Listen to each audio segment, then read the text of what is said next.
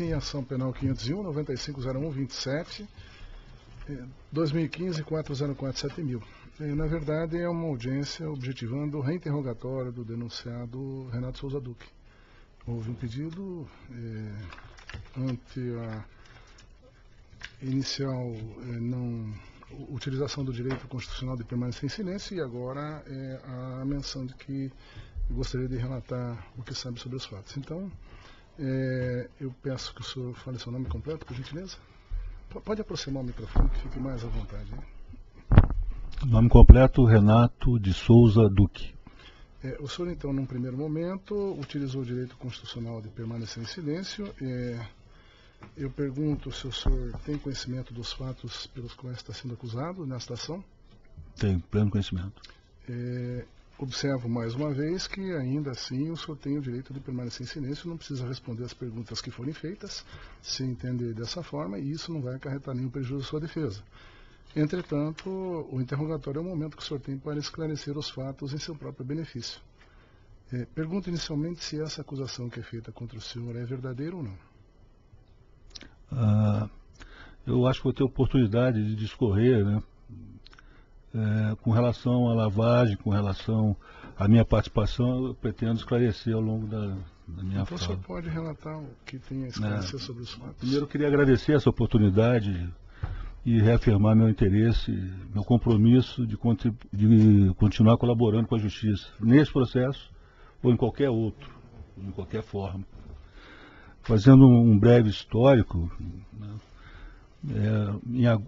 Já ouvi falar de algumas pessoas de que eu demorei para colaborar, para começar a colaborar. Eu só quero esclarecer que em agosto de 2015 já procurei o Ministério Público para colaborar. Então, desde então, eu sempre me coloquei à disposição. Eu permaneci calado por determinação, ou por instrução, melhor dizendo, dos meus advogados de defesa, né? Já que estávamos negociando um possível acordo com o Ministério Público, a orientação sempre foi expressa de permanecer calado. Hoje, sinceramente, eu acho que me prejudicou muito embora seja um direito constitucional, como o senhor mesmo disse. Bom, mas desde então, eu já colaborei em 5 ações penais até agora, em 2 inquéritos da Polícia Federal, em um acordo pontual com o Ministério Público, acordo esse que a minha vantagem, digamos assim, né, a minha contrapartida foi não ser denunciado naquilo que eu estava relatando, mais nada, nenhuma outra vantagem, e 5 cooperações com autoridades internacionais, sempre com a supervisão do Ministério Público Brasileiro, né? Além disso, queria salientar que todo o dinheiro ilícito que eu recebi, conforme eu acertei, expus para o então doutor juiz Sérgio Moro, assinei toda a documentação para devolução desse dinheiro. Então, isso aí já está plenamente atendido. Se eu me permitir, só um breve histórico sobre a minha carreira, quem sou, como é que eu cheguei onde cheguei e o que eu fiz efetivamente. Entrei na Petrobras em 1978, mediante concurso público. Em 78 fiz o curso na Bahia de formação e a partir de 79 comecei a trabalhar na Bacia de Campos, como engenheiro embarcado em plataformas, engenheiro de perfuração. E a partir de 1982 eu passei a exercer cargos gerenciais na Petrobras. Só citando alguns, eu fui gerente de plataforma, eu fui o gerente de todas as plataformas submersíveis ou flutuantes de propriedade da Petrobras, no Brasil inteiro. Fui gerente de contratos, fui gerente de recursos humanos, fui gerente de tecnologia e fui gerente também, voltei novamente para uma área que englobava contratos e transportes. Isso em 2003, melhor dizendo, final de 2002, eu fui contactado por um ex-diretor da Petrobras, onde ele me fez a seguinte pergunta: se eu teria interesse em participar da nova estrutura gerencial que estava sendo montada em função da vitória do Lula na campanha. Então já estavam apontando alguns nomes. Eu concordei, falei que sim, teria interesse. Nessa época eu era gerente de contratos e do EIP, da área de exploração e produção. Entreguei um resumo do meu currículo e duas semanas depois ele me liga e diz que o currículo interessou e que eu deveria ir a São Paulo para ser entrevistado pelo então secretário-geral do Partido dos Trabalhadores, que era o senhor Silvio Pereira. E isso aconteceu, me encontrei com o Silvio em São Paulo, no Hotel Sofitel, um hotel que fica perto, próximo ao aeroporto. E eu me lembro que nessa reunião com o Silvio Pereira, ele estava com o meu currículo em mãos, ele quis tirar algumas dúvidas, conversamos assuntos genéricos. Presente estava também o senhor Fernando Moura, que se credenciou como sendo um amigo íntimo de José Dirceu, a quem eu não conhecia, né, pessoalmente. Depois dessa 1h30 de conversa, o Silvio se mostrou satisfeito com a conversa, disse que via uma grande chance de eu ocupar alguma posição, e me perguntou se, uma vez se eu ocupasse essa posição, seja ela qual fosse, se eu estaria disposto a ajudar o partido a arrecadar fundos para atender suas necessidades, e eu aqueci. Eu disse que sim, eu sabia que isso acabaria tendo que ser feito, e concordei. Eu não estou querendo aqui entrar absolutamente no mérito de estar certo ou estar errado, né? Estou expondo para o senhor o que aconteceu, né? Tenho plena consciência dos erros que cometi, estou pagando por eles, mas essa é uma outra coisa.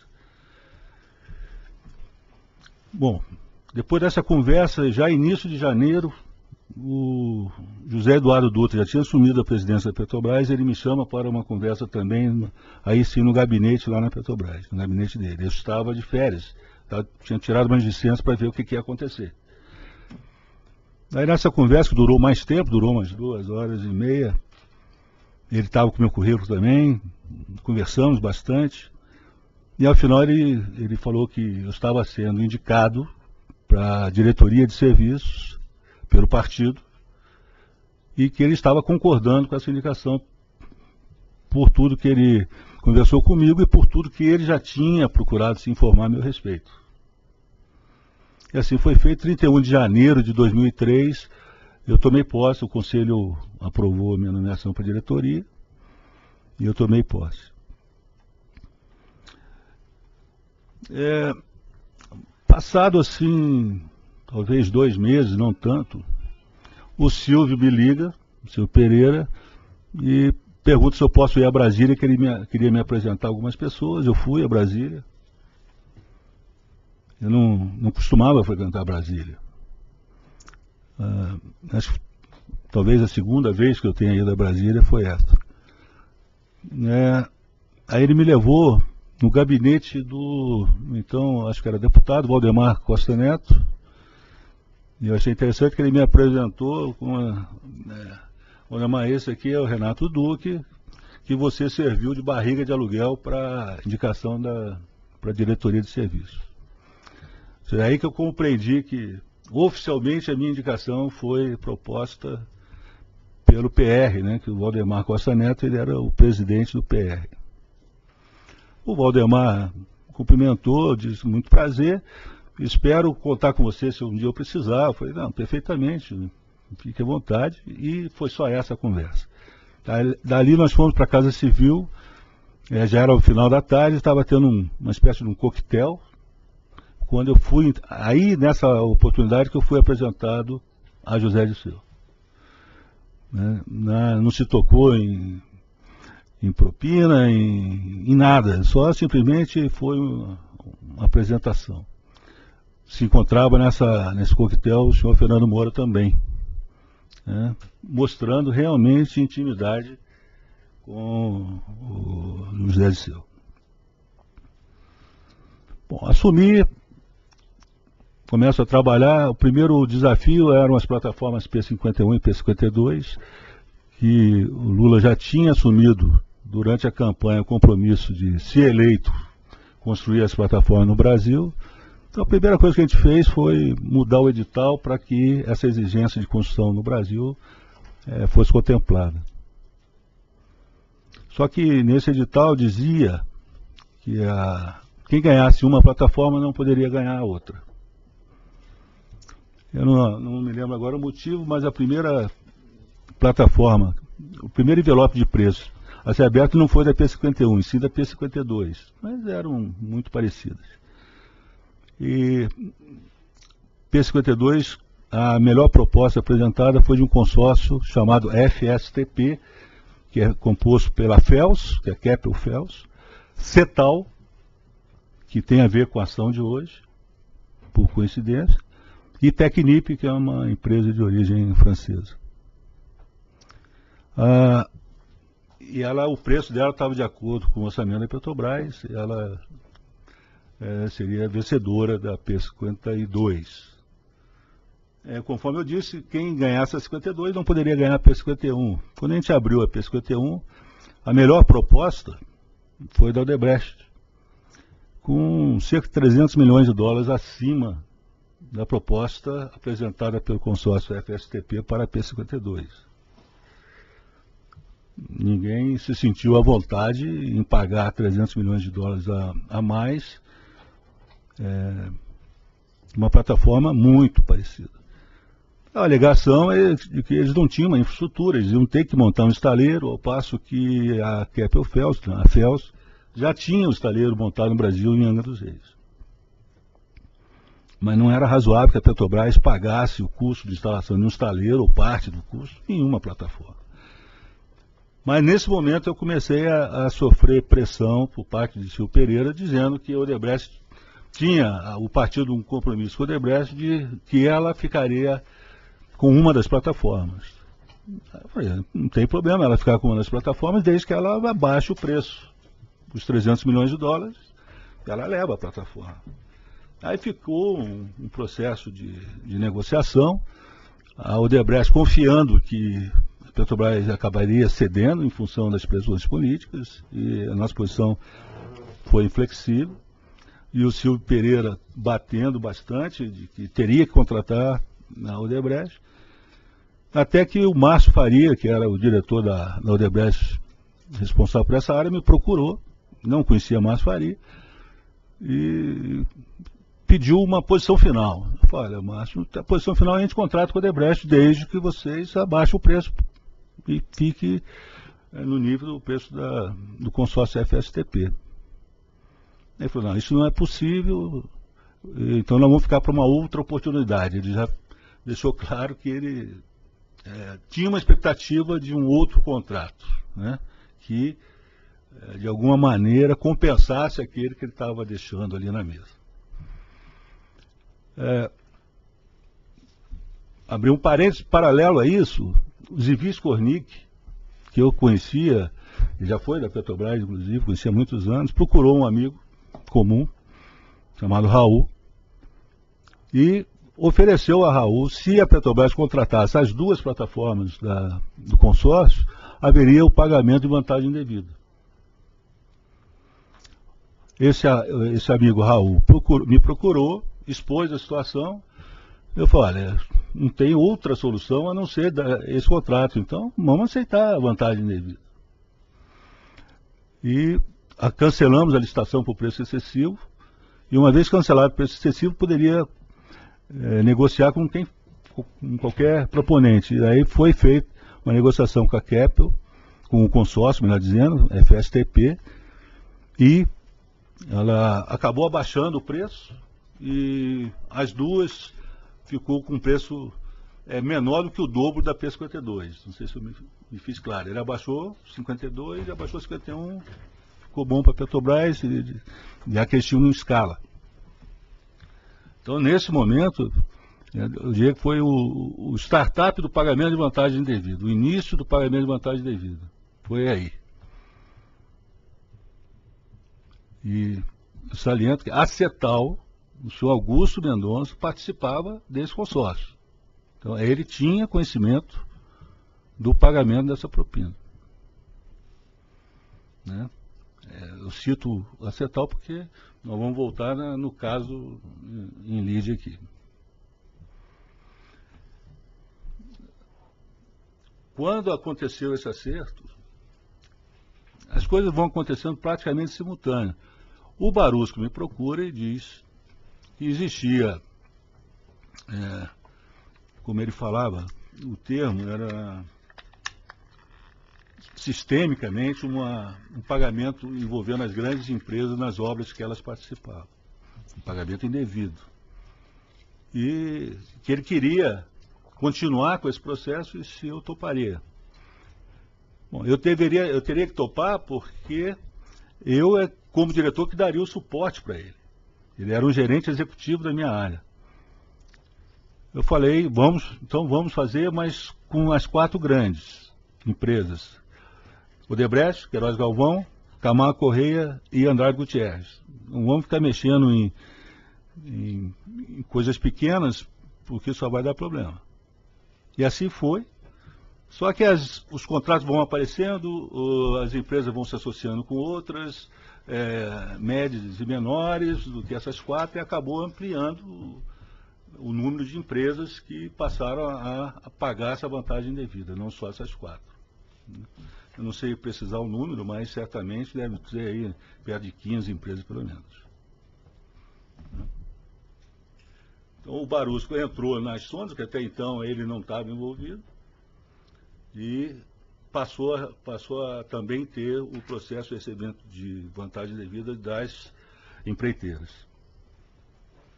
E como é que era o modus operandi? Né?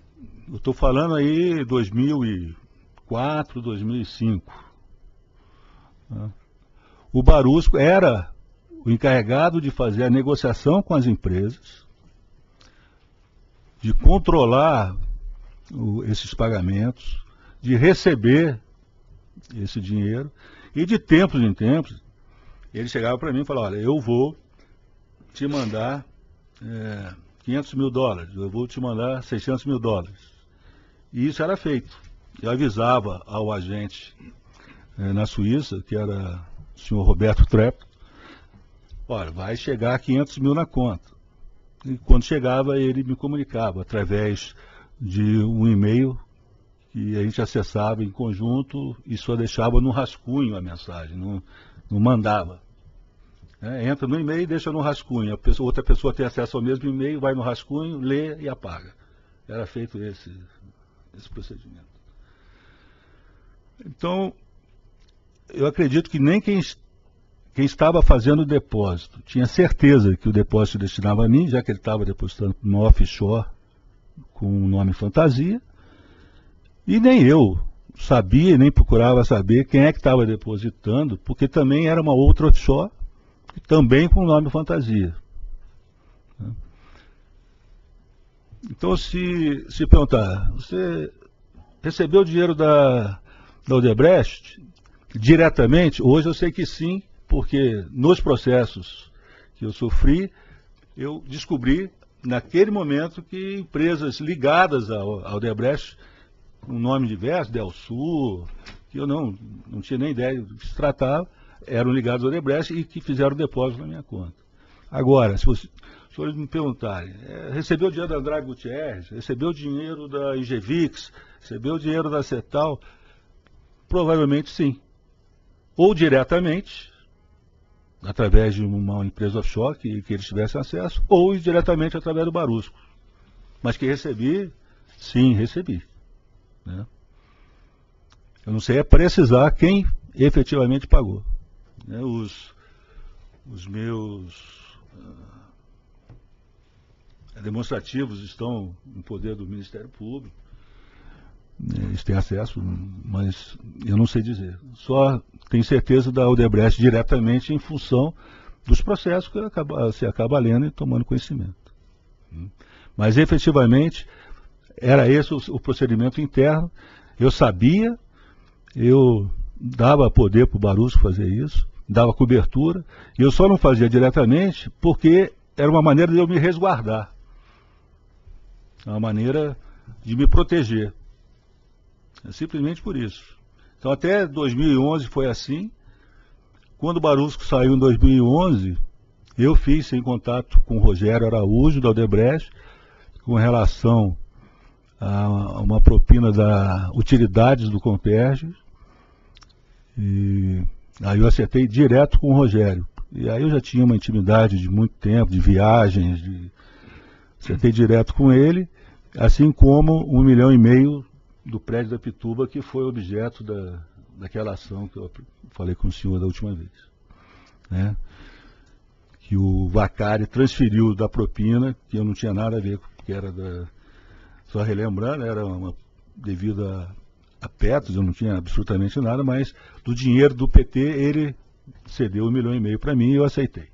Isso já estava fora da Petrobras, não, estava dentro, final de 2011. Pelo lado do Partido dos Trabalhadores, nós tivemos 2 procedimentos. Até 2007, eu vou explicar o porquê 2007, quem cuidava disso era Delúbio, então tesoureiro, e posteriormente Paulo Ferreira, também tesoureiro do PT. O que eles faziam? Procuravam as empresas, pediam as contribuições, as vantagens indevidas e se acertavam a forma de pagamento. Então era uma coisa bem dividida. Eles trabalhavam pelo lado deles e internamente Barusco trabalhava pelo que ele chamava pelo lado da casa. Quando chegou a eleição, a reeleição em 2006, José Eduardo Dutra me chama e pede que eu coordene uma arrecadação dentro da Petrobras para ajudar na campanha. Aí eu não estou falando de propina, estou falando de arrecadação. Eu conversei com os outros diretores sobre isso, eu posso afirmar, sem grandes efeitos. E da minha parte eu fiz sim, chamei empresas, chamei todas essas grandes empreiteiras, Odebrecht, Queiroz Galvão, Andrade Gutierrez, IGVix, todas elas, pedindo que contribuíssem para a campanha. E elas fizeram. De qualquer maneira, elas já iriam contribuir, né? Simplesmente eu dei um reforço. Normalmente elas já contribuíam e continuariam contribuindo. Mas nada a ver com a vantagem devida nesse caso. Mas o fato é que houve uma participação deles e eles falavam para o partido que eu tinha pedido e que ele estava atendendo um pedido meu, a fim de me fortalecer. Eles queriam que aquele status quo permanecesse. Quando acabou a eleição, o Gabriel já era o presidente, pede que eu vá num hotel para conversar com, se não me engano o nome completo é José de Felipe, uma coisa assim. Eu não me lembro se ele era o tesoureiro ou o coordenador da campanha. Aí quando eu cheguei nessa reunião, ele me fala, Duque, primeiro eu queria agradecer o apoio na eleição, mas nós estamos com um problema, estamos com um déficit que você vai ter que nos ajudar em pelo menos 5 milhões para cobrir dívida de campanha. Só que tem um detalhe, você conversou com as grandes empresas, elas já contribuíram, então a gente gostaria que você agora nos arrumasse empresas que pudessem doar oficialmente de 50 a 100 mil cada uma e cobrir, para ajudar a cobrir esse rombo. Eu falei, eu não estou entendendo, quer dizer, você quer que eu chame as empresas, médias e pequenas, peça para que elas contribuam de 50 a 100 mil reais e vou ficar me expondo a Petrobras, expondo o partido, expondo o presidente Gabriel. Não vou fazer assim, desse jeito, eu não vou fazer. Ele falou, mas você sabe quem é que está orientando a ser feito, né? Que era implicitamente era o Lula, né? Eu falei, olha, eu não vou fazer. Você sabe, aí ele me disse, você sabe que pode ter uma consequência para você, né, como a sua retirada do cargo. Eu falei, não tem problema, pode tirar. Eu não vou fazer, desse jeito eu não vou fazer. Voltei para a Petrobras, comentei com o Gabriel o que tinha acontecido, ele falou, não esquenta não, você fez certo, não vai fazer mesmo, eu me acerto lá, no partido. E passou umas 2, 3 semanas, o Gabriel me chamou de novo e falou, olha, aquele problema continua e agora é para ser resolvido de qualquer jeito. Você dá teu jeito. Foi o termo que ele usou. Eu falei, tá bom, dá meu jeito, eu dou meu jeito. Chamei o jeito mais rápido que eu achei, eu chamei o Ricardo Pessoa, que era o presidente da UTC e presidente da ABEM, e expus o problema para ele, que precisava levantar o dinheiro. Ele falou, não, pode deixar que eu me encarrego disso. Ele fez, passou o chapéu, como dizem, né, com as demais empresas, e eu acho que em prazo inferior a uma semana levantou 10 milhões de reais. E resolveu o problema. Eu sei que eu acho que não só a eleição, mas como também essa questão do pagamento desses atrasados, acho que acendeu uma chama dentro do partido que aquilo ali poderia ser melhor trabalhado.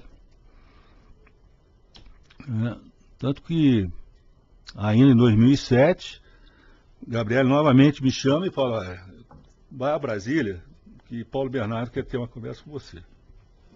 Tudo bem. Aí eu fui a Brasília, tive a conversa com o Paulo Bernardo, era ministro naquela ocasião.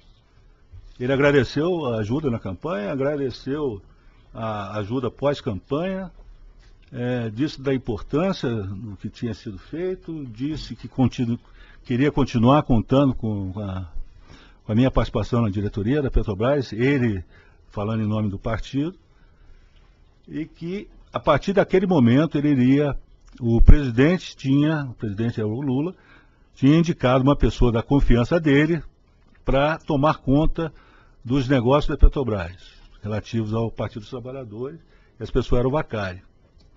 Então, nessa ocasião, o Vacari não era ainda o tesoureiro do partido, em 2007.